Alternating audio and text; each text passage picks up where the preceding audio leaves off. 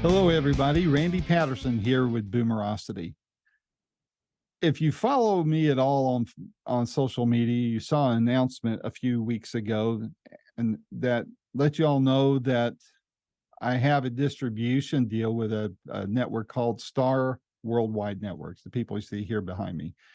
It was founded by a guy I listened to when I was in Phoenix by the name of Dave Pratt. He was the biggest DJ in Phoenix and won all sorts of awards all over the country, basically being the biggest rock radio program in the nation at that time.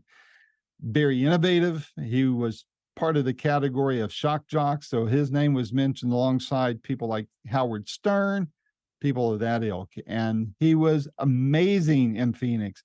He had 2 rock radio shows, and then he segued over into country music. And so towards the end of the radio portion of his career, when radio started going downhill or going through a contraction, if you will, he branched out and went into leveraging everything there was to leverage on the internet and launched Star Worldwide Networks. And what an amazing success that is. And he will say on this interview how he and I got together and how Boomerosity became part of their network. I'll let him tell it, not me.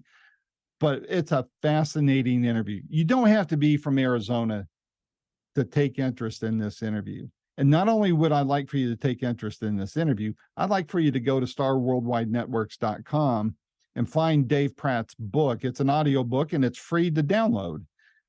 It is one of the most encouraging, inspirational, motivational books that you can read. It's funny, but he also talks about his battle with cancer and how he overcame it. It's a fascinating story and it's free, and you'll hear it in his own voice. I highly recommend it because it just, whether you fought cancer, whether you're into rock radio, doesn't matter. Dave Pratt's story is amazing, and it's an honor to be associated with him. And it was a big personal thrill for me to interview this man because he's an amazing, wonderful man. So I encourage you to give it a listen if you would, and don't mind. Please like this interview. Please subscribe to the channel. Please, register for the feeds from Star Worldwide Networks. And if your preference is to listen to podcasts, please like and subscribe us on your favorite podcast platform. So without any further ado, here is my first big interview with one of my good friends, Dave Pratt. Until next time, this is Randy Patterson with Boomerosity. Take care. How are things in beautiful Paradise Valley, Arizona today? I'm doing good. How are you, man? What's fun for the weekend? Oh, I don't know yet. I think I'm just going to lay low. Up here in the Smoky Mountains, we have a lot of gatherings that take place. Last week was a big gathering of Jeep people. And I mean, they drive up in their Jeeps and they put little rubber duckies on each other's Jeeps. So Okay. it brings the tourist money in. So I understand. But next week, for next weekend, actually, is when it's going to be the biggest crowd ever. And it happens twice a year. It's called Rod Run. And every conceivable kind of classic car is here. And it takes up all the parking spaces, and people just drive up and down the main drag, just much like how it was when we were kids on Central Avenue or up in Right. Echo, Nevada, and people just drive around, look at each other's cars. If we were dogs, we'd be sniffing each other. So That's it's just, Americana. It's Americana. there you go. I mean, I've seen my first car there 3 or 4 times, I think, over the years. So Right.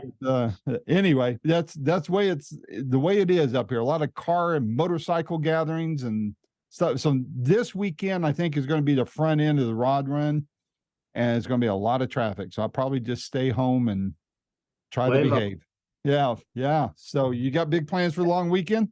Well, it used to be on Labor Day weekend. I would wait for Tony Orlando to sing on the NBA telethon. Now my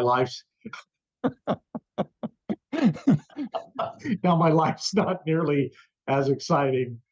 Wow. I mean, how do you top that? I know. I'll be my money on college football. Yeah. Or watch Jerry Lewis cry. I mean, I remember that, I actually, when I was a kid growing up there in Phoenix, one of my best friends and I, we were in grade school, went to Maryland Elementary there on 25th First Avenue in Maryland, I think it was, and near Washington High School. And we went to Channel 12 and watched some of the telethon and watched some band. I forget who it was now, never did hear who it was, but they did a heck of a version of Proud Mary. It's very much like Ike and Tina Turner did. I remember that much, but not much else. So I got it. but well, hey, before we get started talking, Dave, I want to thank you for a couple of things. First of all, I remember when you first hit town and you started making your impact there in Phoenix when I lived there. And I mean, gosh, what you did for rock radio when I was there. I left before you went and crossed over to country. But I mean, your impact on rock radio there, on rock music, period, was phenomenal. And many years before I ever got into interviewing, I remember your interviews there, and it really intrigued me. I think there must have been a seed planted or something way back then to get me to doing what I'm doing now. And then finally, I want to thank you for inviting me to your amazing network. So for all of that, thank you, and for the impact you had then and the impact you're having on me now. Of course, and thank you for joining us. I'm glad that somebody was listening to those interviews during my time on radio. I don't remember many of them, but that speaks for the generation itself. So Yeah, let's not go there. So I feel your pain, and the struggle is real, as they say. So, I mean, what gets me, Dave, about you is, you've always been very funny. Some of the stuff you've done on radio, I just would die laughing and wonder how you got away with it. But, what you symbolize now to me, now that we've allegedly grown up some, you symbolize things that I like, and that's entertainment, business, entrepreneurship. And fortunately, I haven't had to experience this, but you did. You're a cancer survivor. And wow, I mean, I can't imagine all the doors, all of that is open for you in your career and all that. How has all that come together for you in unique ways? What, you got a story or two that involves all that? well, thank you. I can tell you, and although I know it sounds a little bit cliche, but since being a cancer survivor, I truly have not had a bad day in my entire life. It changes your perspective on everything, and it makes you more of a grateful person. And I think it will make anybody more empathetic towards others, especially in the health space. Mm-hmm. So I'm very, very grateful, and I know my family's grateful, and it's it's actually one of the positives in my life because of what it did for my perspective on life after getting cleared. Mm-hmm. So it's hard to believe that cancer can be something good in anybody's life, but as far as perspective, it can add it to a life that was already blessed. So I'm very thankful. What's the biggest? I mean, I know there's got to be several, but in your mind, what's the biggest positive from this, in a specific area? Well, being aware and thankful every day of what we're blessed with. Sometimes we go through life a little bit jaded and taking things for granted that others don't. And once I entered the cancer diagnosis space with others, I realized that my blessings were full and that I had had a wonderful life to that point. And it made me realize how bad I wanted to continue that wonderful life. And it made me fight even harder.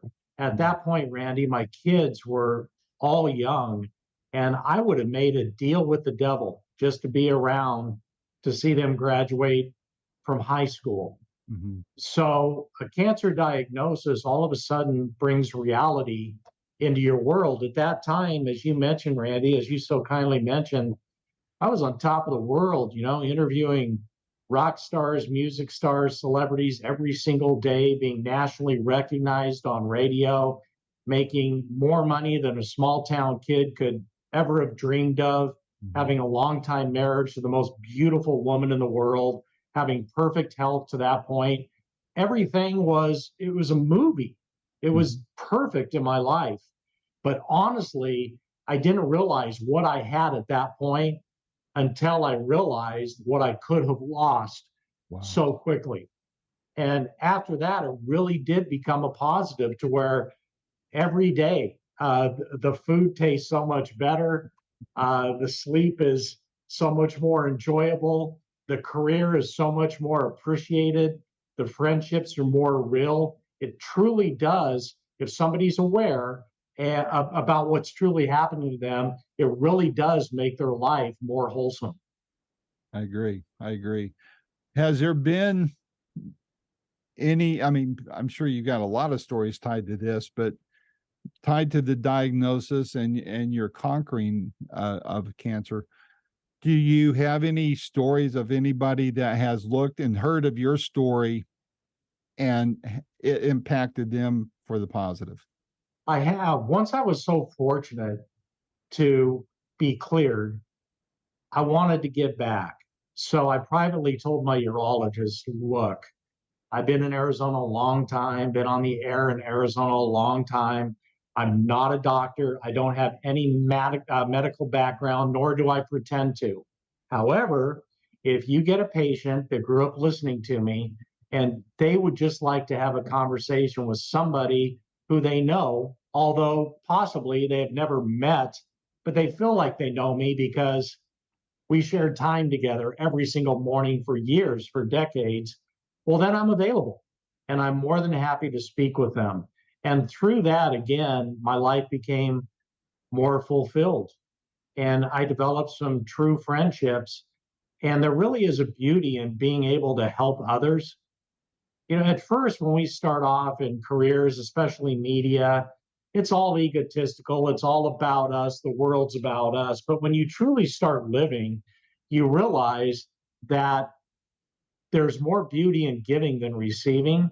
Mhm. You know, I often talk about meeting my wife. It was the first time in my life that I loved somebody more than myself. And it was a wonderful feeling. And once I was able to give back to other people, it did make me feel a lot better. And some of those stories did come back to help me quite a bit. I remember one patient asking me about my diagnosis and how I'm the most positive guy in the world and how I probably just had attitude to help me to the other side more easily than others. And I assured that patient that that's not true. The day I was diagnosed, I was like anybody else. It just hit me cold. As you know, with prostate cancer, most times, Randy, there's no symptoms. You don't feel anything. You go in for a physical, you're feeling great on top of the world. I was in great shape, working out every day, no complications in any way. And then I left the office with a chance that I could have prostate cancer and an immediate appointment from my general physician to a urologist. I mean, that day, Wow. which means, whoa, Yeah. I've heard prostate cancer moves pretty slow. Why do you want me to have an appointment today? Yeah. That meant that my levels were pretty high. And all of a sudden, that started to consume my mind, and I started going towards a dark space. Once I was diagnosed and confirmed with prostate cancer, even happy go lucky radio personality Dave Pratt is a real person. Randy, I don't remember my drive home. Not bad. And when I did get home, I went into my room because I didn't want my kids to see me when I broke the news to my wife, because I knew that would be emotional. I was pretty much a mess. Mm. But my wife kind of snapped me out of it because that afternoon, she said, look, we have the best possible doctors around us. We have every resource in the world. In the meantime, this afternoon, we have a birthday party for our young son going on in the backyard, and I need to be present for that. So she kind of walked out of the room, and I could hear all the kids playing outside. And it snapped me around. I said, whoa, wait a minute. There's more to life than just me. And as I go through this battle, I'm still going to be a father. I'm still going to be a husband, and they need me. So, for the sake of them, I snapped myself out of it pretty quick. And I went from the victim mentality to the fighter mentality. And that was a true change, not only in my day, but in my perspective. And it all happened within 24 hours. Wow. Wow. I mean, you had great doctors, you had great medicine. How much do you feel attitude had to do with your recovery on this? I think attitude has so much to do with health in general. Look, we're none of us are in complete control of our health. Mhm, We aren't, but we are in control of our mind. mhm. And the mind is the most powerful thing that we have. And if you can make peace with your own mind, you become a better fighter. And I do think that's important. I agree. I agree. Well, I listened to your book, which I think was a great book. You talked about some of this that you just mentioned, in that book. I encourage anybody that listens to this interview to listen to that book, because it's encouraging. I mean, when I listened to it a year or so ago, and wow, I wish I'd listened to this when I first launched Boomerosity. It would have helped me a lot. Not that I had any real down parts in with Boomerosity, because it's always been kind of a side hustle for me, but just hearing your words on how you tackled things and how you threw yourself in it, because I mean, let's face it, you were young, you came to Phoenix, and which I got to ask you, why radio and why Phoenix? You came from I know. you came I to Nevada, know. from Nevada there. What's the story on that? Thank you. Number one, for listening to the audiobook. The audiobook now has 1.6 million downloads. Wow. And what's really great about that and heartwarming, a lot of those listens didn't even come from people who listen to my show. Hmm. It came from people that enjoy the true motivational story, the humor that everybody can understand, and the journey of David literally battling Goliath, meaning Hmm. a small town kid battling the huge media industry. So His it's really heartwarming to think that some of the listeners and some of the readers of my book and hard print were those who grew up with me, like you, Randy. Mhm. But others are people that have no idea about Dave Pratt's career, no, nor do they care. They just love the story. Right. And that's equally as heartwarming. By the way, the book started from my cancer diagnosis because when I was going in for my prostatectomy, I asked myself, if things don't go the right direction, what will my kids hear about me? What will they know about me? What will they believe? What will they not believe? Well, at that point, I had had a pretty controversial career. I'd been to FCC court in Washington, D.C. I had some controversial stories about me, some true, not true. I had people who knew me personally and people who only knew me from this persona that I had created. In some ways, being a radio personality is being an actor. Mhm. You're you have a narrative, you have a story. That's how you entertain. And I was also curious about the long term of how my kids would perceive their dad and how they would remember me. So I started writing notes to them to the point of you'll hear a lot of stories about your dad. Some are true, some are not true. Talk to your mom. I love you. And it was that simple. And then I thought, I don't mean to have morbid thoughts, but what if mom isn't there? What if my wife wasn't there? Well, then it's just stories open to interpretation from whoever's telling them. So I promised myself I was going to go a step further. And if I survived the episode with cancer, I would write a full book to my kids Mm. to let them know the truth about the career and hopefully put some fatherhood lessons in there. And that turned into the book that we know today. I got carried away and started No. storytelling. In the middle of the night, Randy, 3 o'clock in the morning, I'd be laughing to myself, telling stories. And I thought, you know what? There are a lot of people like Randy's out there that grew up listening to me that may not know why I was kicked off the air with George Carlin. They may not understand certain parts of my story. So let's share it with the world. But in the meantime, let's help out cancer patients. Hmm. So there's only one serious chapter in my book, and that's the chapter on overcoming cancer. And that's the chapter that you so kindly mentioned. Hmm. All the proceeds from my book went to the American Cancer Society, every dime. But the rest of the book is not deep and dark. It's fun. It's Yeah. true. And it's pretty humbling too, because I shared the side of the story that most don't know, including how bad I was when I started and how I didn't have the talent of other personalities. So I had to work a little bit harder to achieve my goals. And it talks about the business side and the humbling side, which I think is entertaining as well. Mhm. And all of a sudden, people started to relate to me as a person rather than a radio personality. And I think that that's really what increased some of the following, especially on socials and whatnot. Mhm. So I'm very blessed to have that following of what I call friends today. Well, again, growing up in Phoenix as a kid, I got, up until, I don't know, sixth, seventh grade, eighth grade, the only music I was listening to was Elvis. In fact, he was my first concert there at Veterans Memorial on Easter Sunday, 1973. Oh, And come on, of course. That's a famous show that yeah, everybody still talks about. well, I say my first interview happened there, my first celebrity interview. I actually met Colonel Parker there before the show.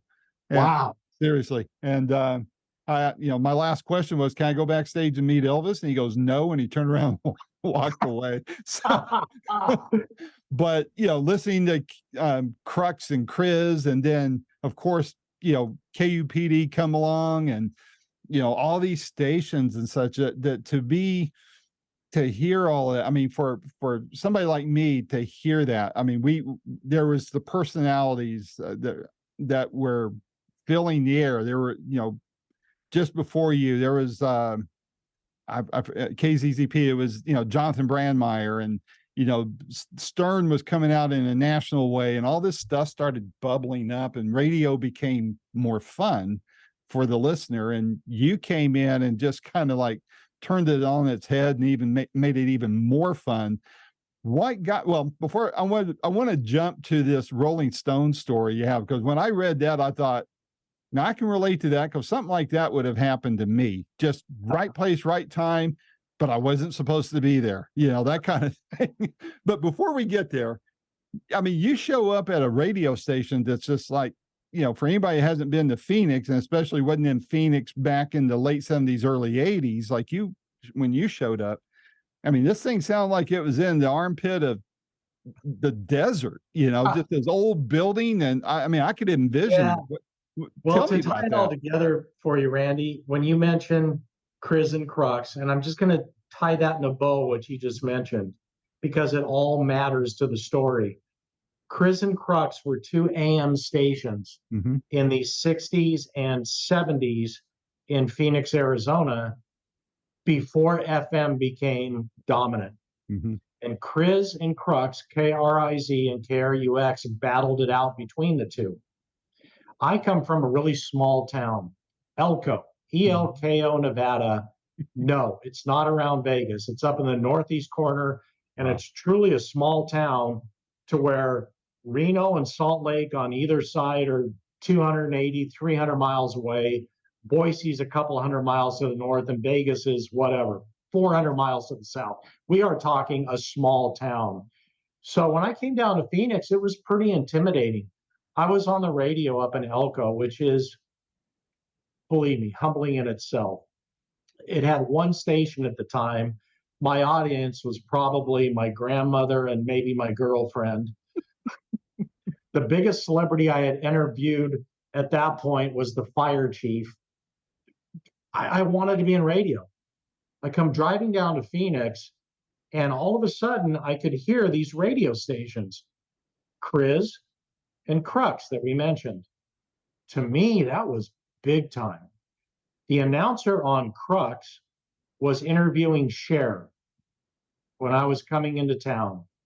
And the announcer on Chris, who later became a friend of mine named Pat McMahon, who's Mhm. now a host on my network, Yep. was also doing an interview with Mickey Dolenz of the Monkees. Yep. And I said to myself, Randy, I'll never be this big. How am I ever going to make it down here in radio? These are the giants. Well, at that time, perspective's everything, because Phoenix was a medium market at best that time. We may have had 1 million people here, maybe not. Maybe. Yeah. It wasn't a large market. It wasn't the 4.5 million, 5 million populated juggernaut that it is today. It was a smaller kind of community. But to me, man, it was huge. Yeah. And when I came driving in from the north, I looked at all the lights and I could hear Mickey Dolenz being interviewed and Cher being interviewed. And I looked at these massive lights and I thought, how am I ever going to make it here? What I didn't realize is that I was only looking at a fraction of the lights because the rest were blocked by the mountains. Yeah. So it was even bigger than I expected. Mm-hmm. So now we take it to the point that you mentioned, to where I'm this young kid, literally 17, 18, in Phoenix, which is enormous to me from a small town, knocking on every radio station door I could. And nobody had any interest because I sucked. I was horrible, horrible. And I don't blame them for not hiring me. So I went to ASU, in broadcasting as a promise to my dad. I didn't have much else to do. And a memo came across that there was an internship or a low-paid job available at a radio station called KUPD. I never had even heard of the station. It wasn't even a popular station. And I thought, I don't care what it is. I'm going to go ahead and get the job, get my foot in the door. I'll make friendships and I'll move up from there. So I took the memo off the board at the broadcast school at ASU, and I typed a memo to everybody congratulating Dave Pratt on getting the job. And no other applicants will be necessary. There's only one opportunity available. Congratulations to Dave. We wish him the best. To make sure that nobody else applied. I then applied for the job, and KUPD said, we thought this would be a pretty good opportunity for students at ASU. You're the only one that applied. And I said, well, then I guess I get the gig. And that's how I got in. Wow. Now, when I showed up at that station, Randy, mullet, young kid, white pants, thick gray Brady belt, the big collar, Mm-hmm. right? Fashion of the era, Mm-hmm. puka shells around the neck, small town. And I couldn't find the station. I couldn't find the address. We didn't have these things in those days. Right. Well, let's Google search. And we didn't have that. I couldn't find the station. But I thought, Mama raised a smart boy. I can see a radio station tower right there. Mm-hmm. It's got to be close. So I made my way through this little tiny town called Guadalupe. And believe me, it's exactly as it sounds. Mm-hmm. I know. I thought I was in Mexico. And at the bottom of this tower is a little tiny trailer, kind of beat up, and it had graffiti on it and stuff. And it was in a big dirt parking lot. And I thought, that must be where they do the transmitter readings. It must be whatever. And I show up and there's cigarettes all around it and empty beer cans and stuff. And I thought, maybe somebody's in there. I'll knock on the door. Randy, that was the station. That was it. Wow. That was it in Phoenix, Arizona. And they were one of the lowest rated stations in town. And that's where I got my start. But it also became part of the charm, because as we worked our way up later, Rolling Stone magazine and all these publications that named us America's Rock Station of the Year, that was part of the story. We were in a trailer. Wow. And groups like Fleetwood Mac and 38 Special and Aldo Nova and some of the Asia groups in the day, Emerson, Lake and Palmer, the Go-Go's, they would not only come by for interviews, they wanted to take pictures by the trailer. They because they were used to going to these beautiful stations in Chicago and Phoenix and New York and Los Angeles and, Denver, and overlooking the city. And here we are in a trailer in a dirt lot in Guadalupe. They thought it was hilarious. And then when we started to win, oh, are you kidding me? How is this station doing it? It became the story. So that leads up to your Rolling Stone story. And thank you for letting me explain that. I wanted to set the atmosphere and the landscape for your listeners, for your viewers, so they understand the context. Yep. Yeah. Thank you for that. So the Stones, you show up. I mean, first of all, the Rolling Stones, gods. I mean, by that time, you've had a feel for your competition there. And you said like egos and things of that nature. I'm sure you heard your share of trash talking from other stations, all that, but Oh, you show up at Sun Devil Stadium so and the Rolling Stones, December of 1981, Mhm. came to ASU's famous Sun Devil Stadium on the Tattoo You I tour. remember it. Yeah. And George Thorogood and Joe Ely were the opening acts. I had just joined the story I just told you about finding the little trailer in Guadalupe and coming from ASU. I had just joined KUPD 4 months before. I was like doing what was called research for them on the phone, asking people what station they listened to. Mhm. Hi, this is Dave from Contemporary Media Research. I'm calling to find out what station you listen to and why. Can I play a song for you? Can you tell me if you like the song? Why do you like the song? Why do you not like the song? That's what I did. Wow. So I was just trying to work my way up. Anyway, I got one little air shift on the weekends. Randy, horrible.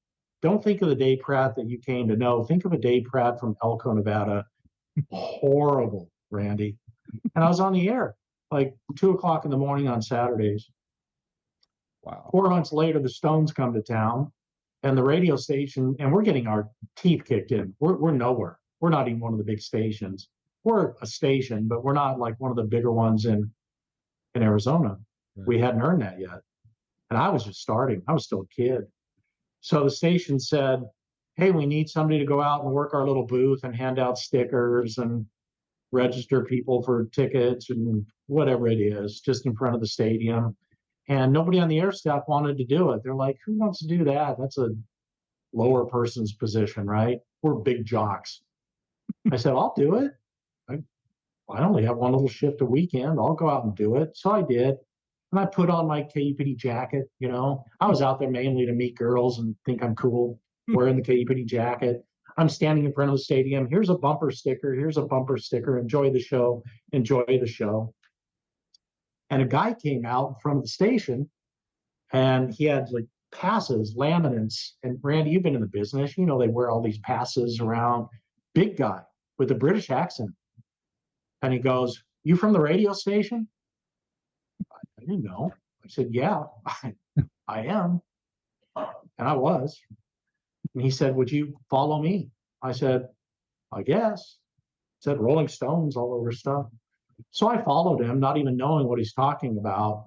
First off, he wasn't even talking about our station. He was looking for a competitor, a big station at the time called KDKB. But when he asked me, are you from the radio station? I didn't know, Randy. Hell, I said, yeah, I am. Whatever. He said, follow me. So I followed him. And I followed him all the way through the backstage area. And I'm like, oh my God, there's George Thorogood. Oh my God, there's Bill Wyman. I'm like, where am I? What am I doing?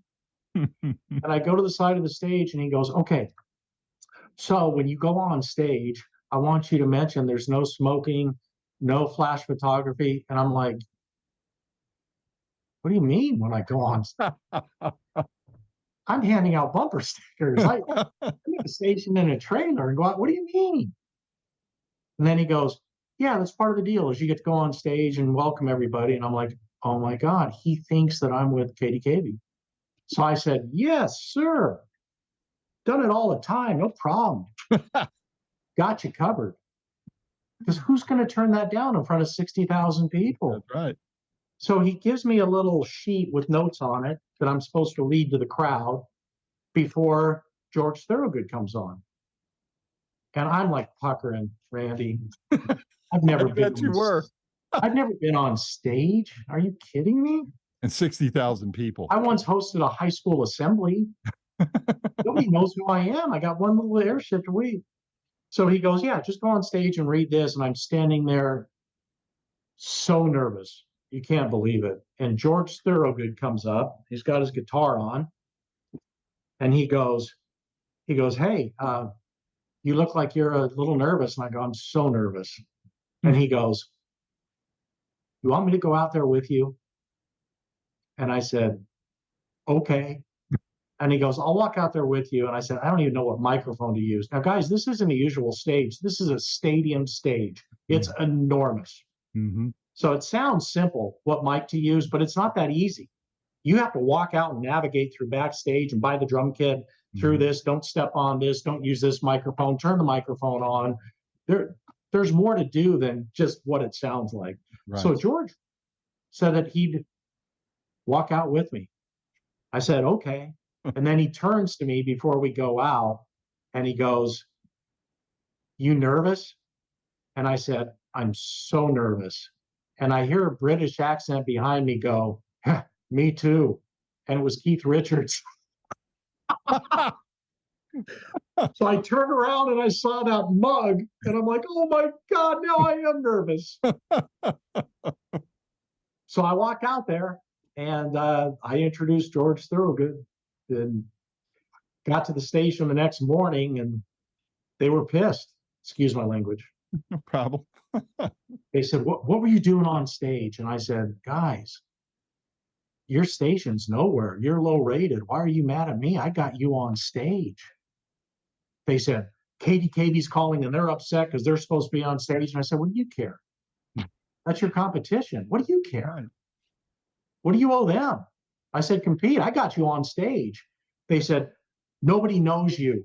They said, you're on weekends. Nobody even knows who you are. And I go, isn't it amazing that all of your jocks that supposedly everybody knows who they are, number one, weren't at the show. Number two, they weren't on stage. And number three, they didn't talk to 60,000 people wearing your jacket.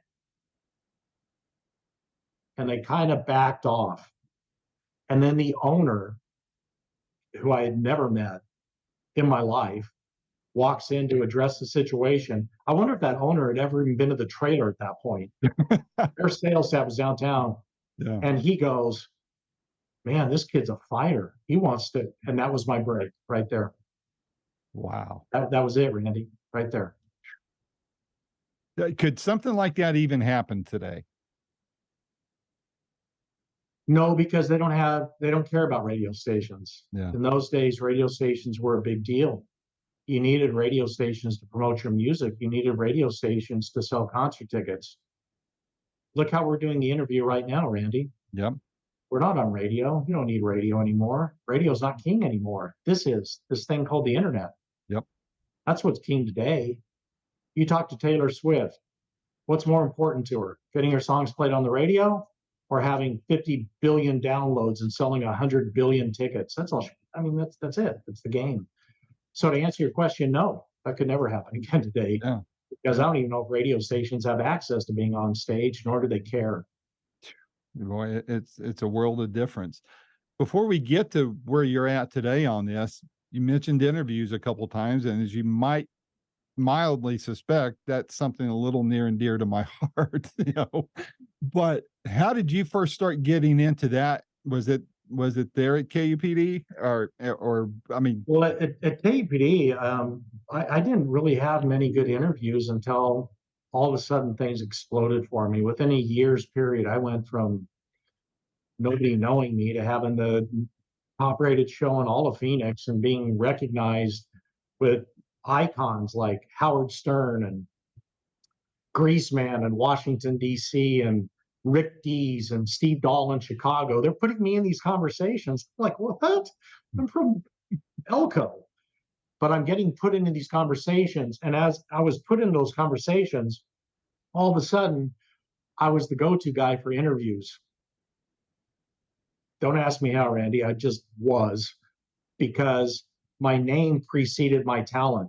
I didn't have the talent to be at the stature I was. It's just through marketing and hard work that my name became pretty big, but I didn't have the talent to support it. I was just kind of put into the place.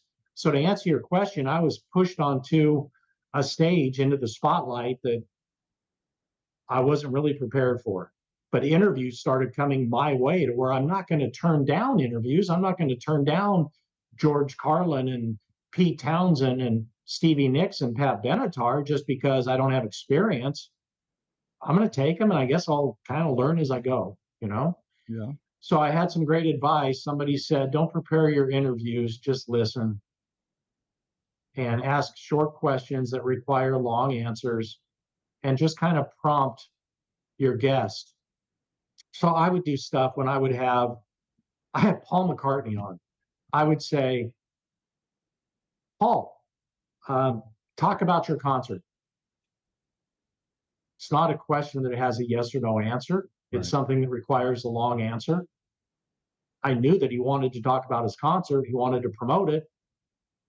Home run. Mhm. So he would give an answer and he would say something that I would find interesting. And I would say, talk more about that. That's all I was doing.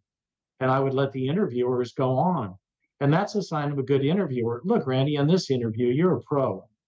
You've asked the right questions that have inspired stories, some long stories, but hopefully your listeners and your viewers enjoy them. Mhm. What you did is you primed the pump. All you did is prompt them. That's really a sign of a good interview. So some of the early interviews came, and a few of them made me even more notable and more sought out for interviews. George Carlin, 1983, came to the trailer. He thought it was hilarious. I'm interviewing him. And at that time, I was thrown into a bundle with Howard Stern and Greaseman as this new term called shock jocks. Mhm. It's the first time it was ever used, shock jocks. I don't really know what I did to be deserving of even being in the same sentence with Howard Stern and Greaseman. Those guys are great. Mhm. There I was. So George Carlin came on my show, and I said, all right, I got to do something that Stern and Greaseman wouldn't do. I got to go further. So I said, George, you have this segment called The 7 Dirty Words That You Can't Say on Radio. And he goes, yeah. I said, well, we're on radio, so say them. And we're live, Randy. He goes, well, I can't. I said, yeah, you can. He goes, no, man, Mhm. I can't. He goes, you don't understand the bit. The funny part of the bit is these are words that you can't say on the radio. I said, no, I do understand that. And I'm telling you, say them now because I want to prove that your bit isn't true. You can say them on the radio. I don't know what the repercussions will be, but you can. And he goes, no, man, I'm not going to do that. And I said, I'm going to give you a choice, George. You can do it, or I'm going to play the bit unedited. And he goes, yeah, you won't do it. And I said, I'm going to count down to 5. You start doing the bit. If you're not going to do the bit, I'm going to play it unedited with every word you can imagine, Randy. So he sat there like this. You're not going to do that. You're not going to do that. I counted down 5, 4, and then I played it.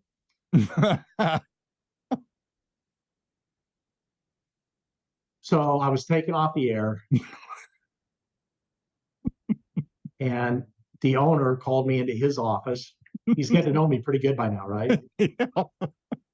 And he said, and this was when radio was locally owned. He said, he was crying. He was laughing so hard. He goes, oh my God, I can't believe that anybody would do that. Because that's your whole career. What are you doing? I said, I bet you never could have believed that I was going to be on stage in front of 60,000, huh? I said, I surprised you. And he goes, Dave, you can't do this. We have advertisers. We have a license. We're federally regulated by the FCC. And I said, well, I did it. And he goes, look, we're going to have so much bounce back from the FCC and attorneys and advertisers and sponsors that are upset. I got to do something. I got to show some discipline. He goes, I got to pull you off the air. And I said, awesome. And he goes, awesome. I said, yeah, you just made me bigger. I go, pull me off the air for playing a bit that nobody in the world would play with the most famous comedian in the world. Please do it. Please suspend me.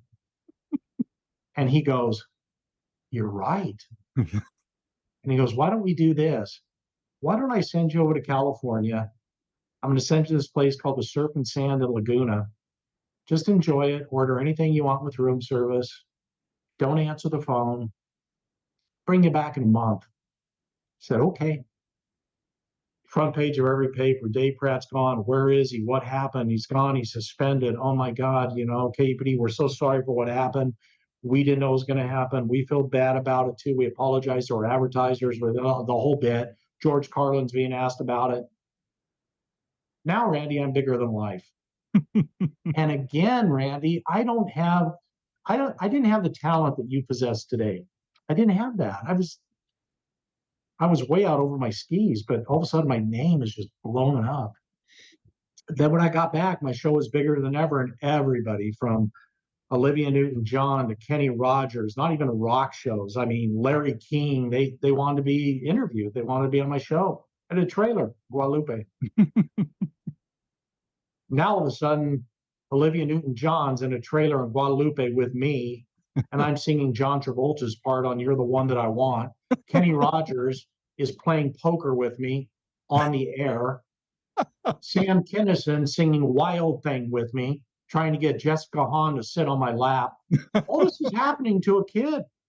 And all of a sudden, I'm like, biggest thing since sliced bread and radio. Wow. So when did the talent catch up with your persona? Never did. Now, come on. I know better than that. So well, once you start earning your stripes and you start having a certain measure of success and a certain number of hours in the seat, if you want to be a pilot, for any of your listeners or viewers that are pilots, you have to have a certain amount of time in the seat to become a pilot. Once I had a certain number of hours in the chair in the big show, I just naturally started getting better and better and better. Yeah. And pretty soon, more confident, more original, more creative. And then it just kind of happened. It's almost like a performer who goes on concert and halfway through he's in shape. Yeah. Yeah. Because they're doing it night after night after night after night after night. And pretty soon I'm on the shows. I'm on Entertainment Tonight. I'm on national shows. I'm on every big stage in the world. Dick Clark is making me offers to his production company. And you start getting really comfortable with who you are. And I think I started viewing myself, although I was appreciative, not as that young, inexperienced, no talent kid from Elko. I started viewing myself as the host of one of the top shows in the entire nation. And when that confidence starts to happen, it's a different world. Yeah, it really is. Buddy Holly from Lubbock, Texas, once he started hitting the bigger stages, he still considered himself a young kid from Lubbock, Texas. But all of a sudden, he's on Ed Sullivan and these other shows, and he started to convince himself, he played the Apollo Theater and turned an all-black audience around to where they're standing up to "Oh Boy," and they're cheering and screaming. And every time he did something like that, it gave him more and more confidence. And pretty soon he started believing that he was Buddy Holly. Same thing happens in media. I just got more and more comfortable, and the more success I was lucky to have, the more comfortable I was with it. And the train kept on rolling. You had a great station owner too, that just kind of flew with you on that too, huh? It was the days of before deregulation, of local radio station ship ownership. I loved him. Never would have left him. The only reason I ever left KUPD is ownership changed, became corporate, became robotic. I hated it. Yeah. So I wasn't a good fit for corporate media. I battled my way through CBS and stuff, but I just didn't fit. Yeah. Well, on the interviews, I know the most difficult interview I ever did was with Brian Wilson. Tough. Ooh. Yeah. Tough. The shortest interview I've ever done, 2 minutes and 20 seconds. It's on my website. I mean, I was choking. I mean, because you're asking a question and it's like one word answers. And it's like, okay, help me, please. What was the most difficult interview you ever did? Well, for the same reasons Brian Wilson was tough for you. Brian Wilson is a genius, Hmm. but he's introverted. And it's not that he's a bad person. No, not at all. He just wasn't comfortable in that persona. Hmm. He wanted to make his music, but as the Beatles will tell you, with Pet Sounds and everything else that Brian put together, he was a genius. Yeah. Frank Zappa was the same way. Mm. Toughest interview I ever had. Really? There was no getting away with stupid questions with Frank Zappa. You excited for your show tonight? If I wasn't, I wouldn't be here. Okay. Would you like to talk about your daughter Moon, who just had a big hit with Valley Girl? I'm not here to talk about her. Do you want to interview her or Frank Zappa? Oh, jeez. Okay. So I was having a real hard time, like you were with Brian Wilson. And then inside my head, I said, I got to get him away from Frank Zappa. I have to, because there's no way I can converse on music with him. He's a genius.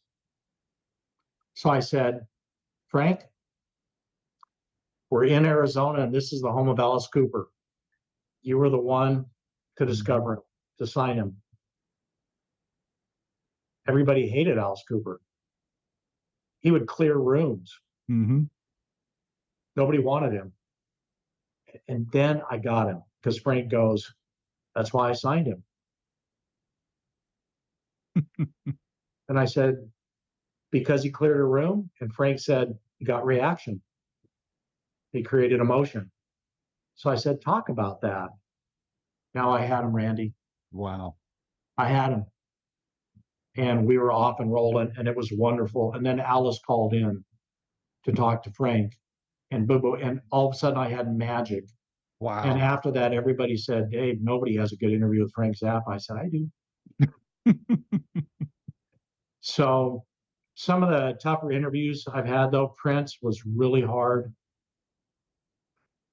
People assume that the biggest stars in the world have to do interviews. They don't. Mm-mm. When you see the biggest stars in the world on the Tonight Show, it's because it's in their contract that they have to be. They don't necessarily want to be. They have to be. It's part of their deal. Yeah. The biggest artists in the world are the same way. If they sign a huge contract with Live Nation or whatever, they have to at least do what are called string interviews, one or two or something. So Prince, his team chose me because I've been around forever. And this was when I was off radio. This wasn't long before he died. And I had an interview with Prince, and I heard he was horrible, but Randy's Prince. Yeah. You got to talk to him. I'm not going to turn down that interview, right? Right. So I had him on, and he was horrible. And there wasn't much I could do about it. He just didn't want to be there. He was just kind of filling that checkbox, doing an interview. And I tried every trick in the world, but to make you feel better about your 2-minute Brian Wilson interview, I didn't get anywhere. Really? I didn't get anywhere at all. It was horrible. Janet Jackson, really hard. Really? Really hard. Yeah. Not fun at all. Very nervous. Really nervous. Kurt Cobain, horrible. Horrible. Wow. So bad. I had him on when Nirvana was just hitting it in the early 90s, and he walked in the grunge thing. The less engaging they could be, the more cool they were. Right. And he walked in with the long hair hanging over his face. He had the plaid shirt on, sat down like he didn't want to be there. All the grunge bands were hard. Soundgarden, Pearl Jam, Nirvana, you name them, they were hard. And this comes from the crazy 80s where people were having fun, completely different mind shift. Mm-hmm. And he came in, and then his wife or girlfriend or whatever Courtney was at the time started doing weird stuff like sitting on my lap in front of, trying to shove her tongue down my throat and all this stuff. And Kurt wasn't even paying attention. I was totally uncomfortable. I guess. What I do remember is a guy in Nirvana was really nice that day, and he was trying to break the ice, and he was really cool. Nobody knew who he was. Everybody just cared about Kurt Cobain. But it turned out later that guy was Dave Grohl. Yeah. And he Wow. was just the opposite. He could not have been kinder. Wow. But that was kind of the attitude. Chris Rock has provided wonderful interviews for people. For me, for some reason, he didn't. Why do I you don't think know. that is? They're people, Randy. You might catch them on a day when something went wrong in their family, or maybe they just don't feel good, or maybe they're tired from the night before. You don't know what happens in their life. And I started to realize that it's not all about me. Sometimes when people do interviews, they carry an ego and they think everything's about them. It's not. People come in on their own rhythms in life and whatever they're going through. And sometimes they're having a hard time, Yeah. but they're still obligated to doing an interview, and that's hard for them. Yeah. So I may have to, because I hear he's a great guy. David Spade, who I know, I mean, he's from Arizona. He said, Dave, Chris is a great guy. And I'm like, he's horrible with me. It just happens. But then some of the great interviews I've had, I didn't expect, and they turned out to be Jerry Garcia. Wow. I thought he was going to be kind Brian of Wilson. kind of stoned out, Yeah. you know, kind of boring. And he was the opposite. He was brilliant. And we started talking about stuff that you can't imagine with Jerry Garcia: business, stock market, sports. It was cool. That one kind of surprised me.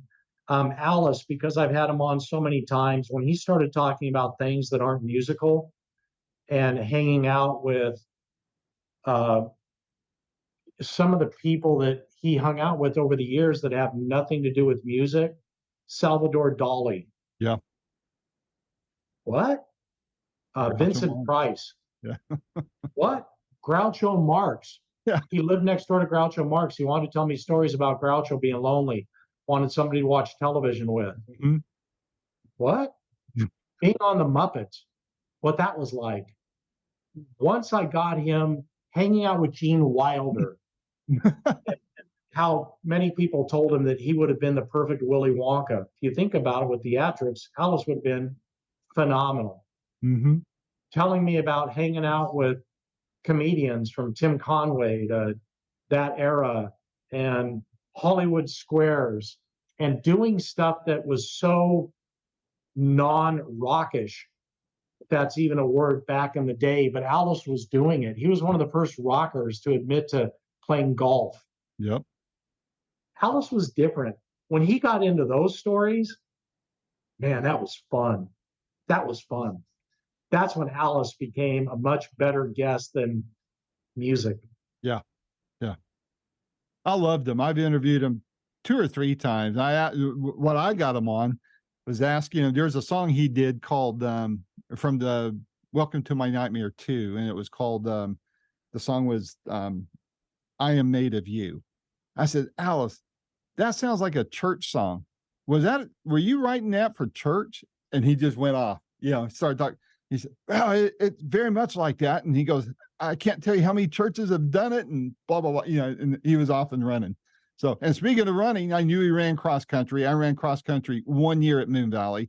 So I asked him, did you guys do your practice runs on the canal there over near the school? Yes. And he starts telling me his stats and all that. I said, well, I sucked at it. So I only ran 1 year. So that tells you that, People like that, Randy, as you know, when you get them off topic, they love it because they don't get the chance. When you get Meatloaf, God bless him, miss him all the time. But when he would talk about baseball, Yeah. he would go to games and keep a scorebook. He was a deep fan.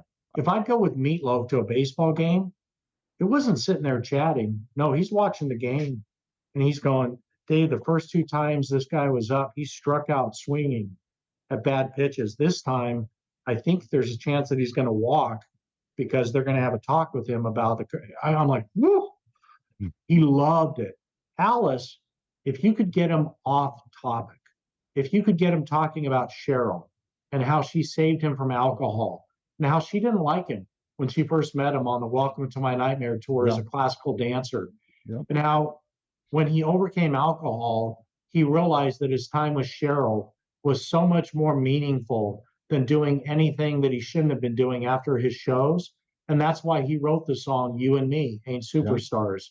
What we are is what we are. Hmm. And it talks about the simple life of just the two of them not being stars when they get home, just having each other. It's the most romantic song ever, um, along with Tears in Heaven by Eric Clapton, Yeah. which is a wonderful love song as well in a different way. Yeah. But when you get them off topic, that's when some of these stars become phenomenal. And that's when I truly enjoy them. Yeah. Man, that kind of stuff, I agree. It's, you see a different side to them. You know how So, you can tell a really good interview, Randy? When you get done speaking with them, if they're not in a hurry, if you get done with your interview and you're off the air, off the mic, and the conversation continues, pretty good sign that you hit a nerve. yeah. Well, these days with this kind of interview I do, it's I get the email addresses, or hey, call me. It doesn't happen very often, but it happens often enough. And but the way I gauge it a little bit differently is if I get to talk to them a second or a third or fourth time.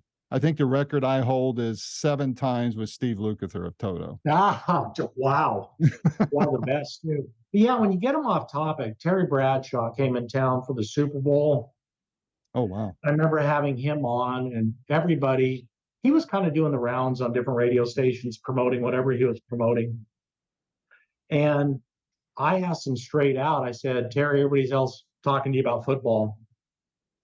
I want to talk to you about your reasons for being on Paxil. Did you face depression because you're happy go lucky Terry Bradshaw, 4-time Super Bowl winner, Smokey and the Bandit or whatever you were in? Everybody just considers you to be just a great guy. Did you go through a dark period? Oh my God. Wow. I had a 4-time Super Bowl champ with water welling up in his eyes. I'm like, whoa, what did I do here? That's magic. Yeah, it is. Yeah, it is. So how does that magic now transfer over? You're out of radio, man. You get this great network here. What have you done with this? I know it's a rhetorical question, but I want people to hear it from you. Like you've told me offline, what is Star Worldwide Networks and why is that better than radio? Well, thank you for your wallpaper, by the way. Well, I went in after you guys went home for the evening. I took down all the posters in your office and put them there. So that's where they went to.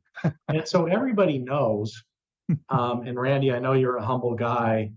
I'm the one that contacted Randy to give Randy an invitation to be on our network because I love the style of interviewing and I appreciate pros.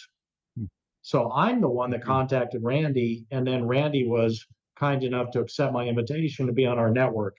But I just wanted everybody to be clear that I recognize a pro, and that's a real benefit to our network. So I thank you for the wallpaper and being proud of that. The story of Star Worldwide Networks is not nearly as exciting as the Rolling Stones. It just isn't. It's business. People don't find business many times to be as exciting as the media world that we live in, the spotlight. But to me, it is because I've always been interested in business. Many people ask me why I left radio, and my answer is always the same. I didn't. I would never leave radio. Radio left me. Mm-hmm. So when radio started, you can always follow the money. No matter if people love something or hate something, if you follow the money, it'll tell you the truth. I loved Blockbuster Video. I had my card. I went all the time. I would get my VHS tapes and even more. I would buy those big boxes of Twizzlers. Yeah. And I'd go home and man, it was my Blockbuster night and I loved it. I loved it. And everybody started telling me about cable television and everything else, these new premium streaming networks showing movies. And I said, I don't care. I said, I like Blockbuster. I'm going to go to Blockbuster. But pretty soon, Blockbuster closed down because it didn't matter what I like. If you follow the money, Blockbuster started to die. Why? It wasn't their fault. It was just technology. People weren't watching VHS tapes anymore. They weren't buying CDs and cassettes. They had things called HBO and Netflix, right? And they didn't need Blockbuster. They didn't need the little card. They didn't need to leave their home. They could sit in their underwear eating bonbons at 3 o'clock in the morning and watch whatever movie they want. They don't need Blockbuster. So Blockbuster went out. It's the same thing with radio. Many people who were in radio, like myself, we love radio. It's our comfort food. I'll always be grateful. I'll always be blessed. Randy, I'm going to take a guess. I'm going to say one of your first dates, you had a radio station on. Mm-hmm. And maybe you were lucky, like I was, overlooking the big city lights of Elko. And a song came on, and it was romantic. And you got your first kiss, and the radio station was playing in the background. Radio was part of our lives. Mm-hmm. You'd be cruising Main Street over there on Maryland, Randy, when you were growing up in Phoenix, and you were listening to your favorite radio station, Mm-hmm. or waking up in the morning listening to Dave Pratt so he could make you laugh before school. I have those same memories. I love radio. I always will. But the truth is, you follow the money, radio died. Mm-hmm. And starting in the late part of 2007, 2008, just before the recession, and yes, 2008 now has a name known as the recession. Once before that hit, it was a perfect storm. Radio revenue started going down, the recession hit, spending was going down, salaries started going down, and the world woke up. Big companies like I was on, called CBS, could no longer afford to pay the 6-digit salaries for a jock in Phoenix. Mm-hmm. You know, they would have the conversation of, you can stay, but we're going to reduce your pay dramatically. Well, guys like me, we had a choice. Do we want to just get browbeat and accept whatever these radio corporations are offering us because we need radio so bad as a security blanket that we don't know what else to do in life? Many radio people did. And I don't blame them for that. That's what they wanted. They took a huge salary cut. They kept their 401k and their insurance. And you know what, Randy? There's nothing wrong with that. I don't blame them, but it was short-sighted in terms of not looking out for their future. I was the opposite. I went, screw you. I'm going to do my own thing. And I've always been a little bit of a rebel, as you know. And I decided to believe in this new thing called the internet that was starting to make a lot of moves. Mm-hmm. So I said, let's do something different. When CBS released me in 2008, I still had 2 years on my contract, guaranteed, with appearances and endorsements. And I'll just tell you straight out, Randy, it was a great contract. And sometimes time that money gives you is more important than money itself. Money does a lot of things, but what it really does is gives you freedom, gives you leverage.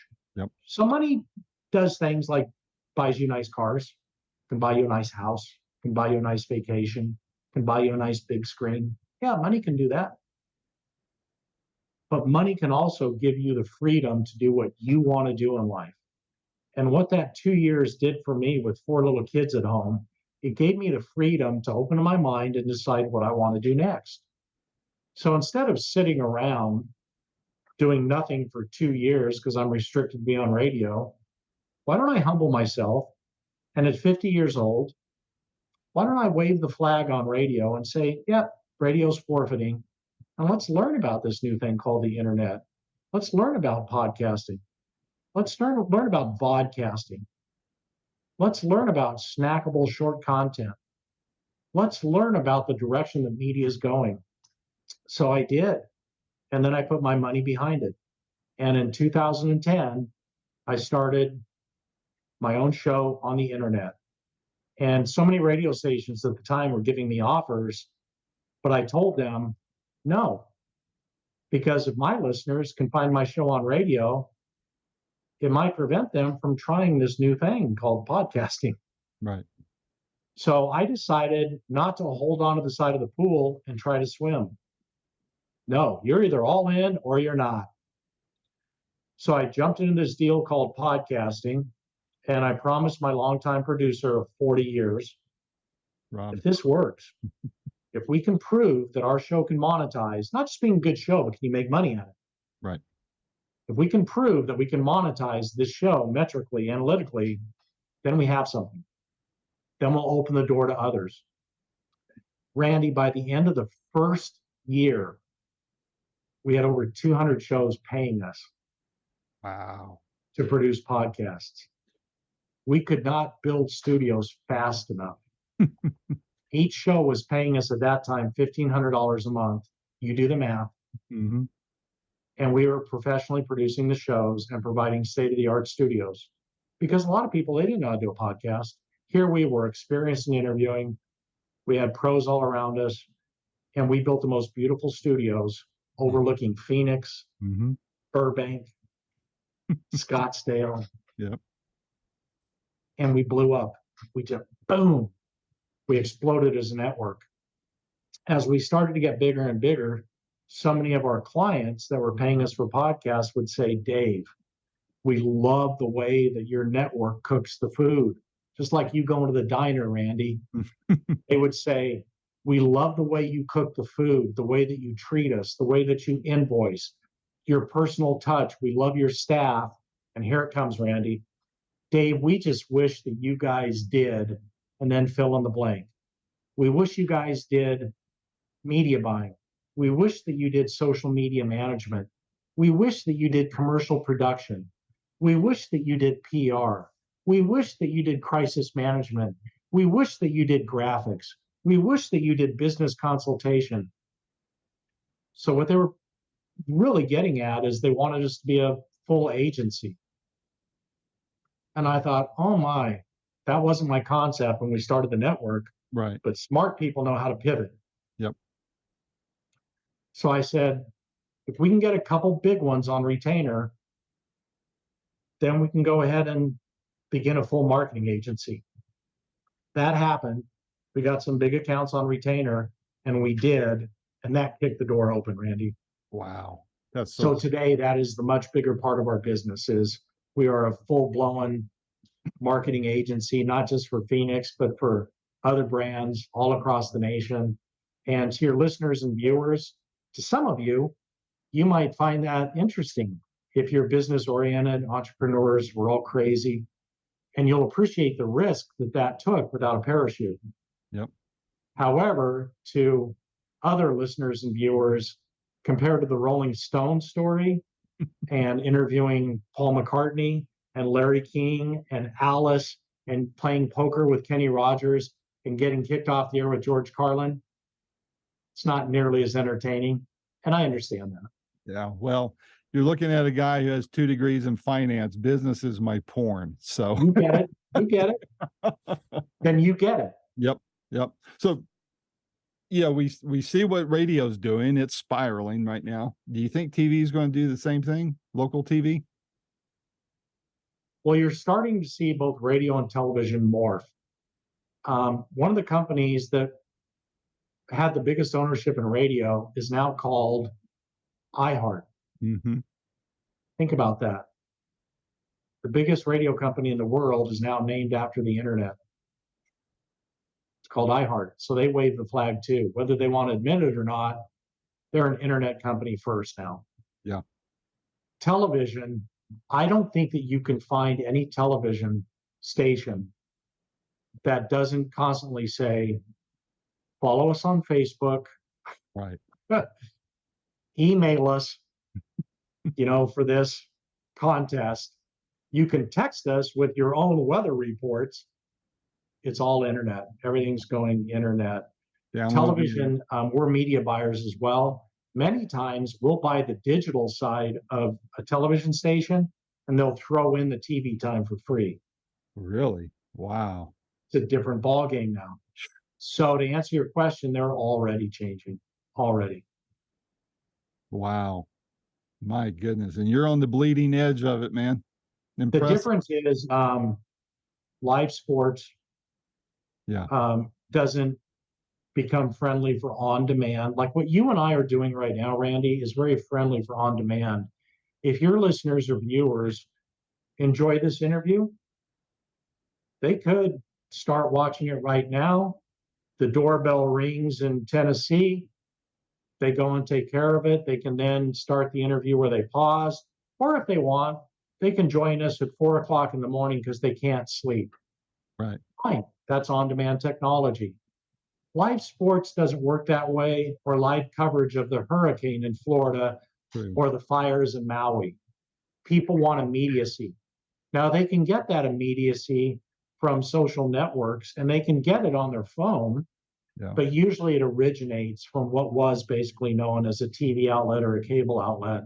So, for anything that's very timely, I think that that's where the secret sauce is. For radio stations that want to do up to date traffic reports in the morning, something like that, I think that's valuable. In areas where weather is really important, small towns do a little bit better now with radio because they can still report on school lunches and lost dogs and Aunt Mabel visiting from Wichita. Um, but other than that, it's a new media world. It is. It really is. Well, man, just like before, this is always very interesting. Very, like I said, the business side of things is my porn, and you just gave me the fold out. Well, congratulations on everything you've accomplished. The interviews you have done have been incredible. I'm the one that reached out to you to welcome you to our network because I think that you're a huge asset for our network. Well, And thank then you. when you asked to interview me, I take that as a compliment because, quite honestly, Randy, outside of the Phoenix area, nobody really knows me, but now they do, thanks to you. And thanks for finding value in my time and my story. It means a lot to me.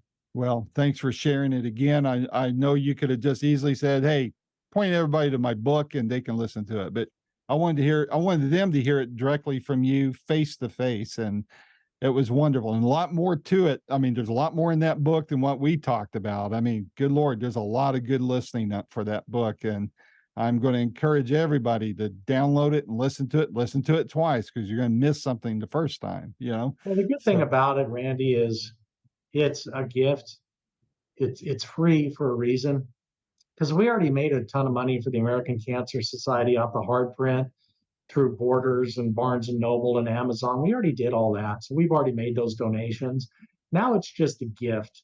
And the audiobook is updated and it's done in a way, as you know, Randy, that's complemented by the music of the stories we're telling. mm, So the Rolling Stones story, you might hear the Stones or George Thorogood. My first time on the air in 1977 in Elko, Nevada, you might hear Brothers Johnson, Strawberry 23, mhm. or Paul Nicholas, Heaven on the Seventh Floor, or Andy Gibb, I Just Want to Be Your Everything. You might hear that. But you can hear the story as well as enjoy just the vocal part of the story. And I think that you'll really enjoy it.